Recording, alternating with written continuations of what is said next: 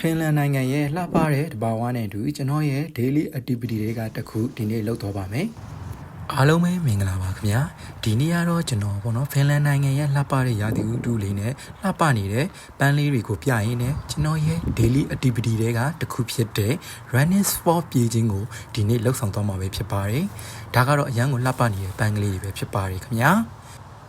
ခုဆိုရင်ပေါ့နော်ကျွန်တော်သွားဖို့အတွက်ပြင်ဆင်ပါမယ်ခင်ဗျာ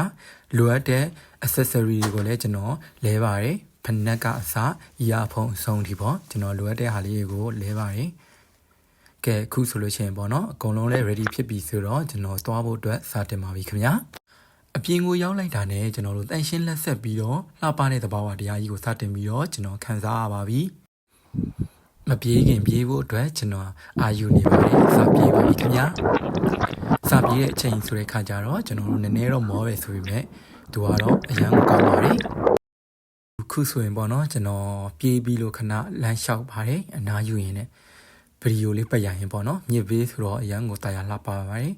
ကဲစပြီးတော့ကျွန်တော်ပြန်ပြေးတော့ဖို့အတွက်အာယူပါတယ်ပြေးပါပြီခင်ဗျာ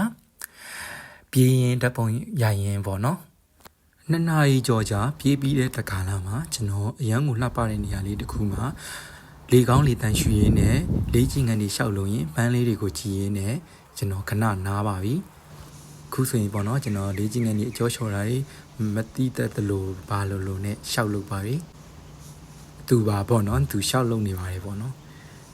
အားနဲ့ကျွန်တော်ဟိုရှောက်လုပ်ဒီရှောက်လုပ်လေးချင်းကန်တွေကိုရှောက်လုပ်ရင်းနဲ့ကျွန်တော်ရဲ့တနေ့တာပေါ့နော်ဒီ blog လေးကပြီးပါပြီခင်ဗျာ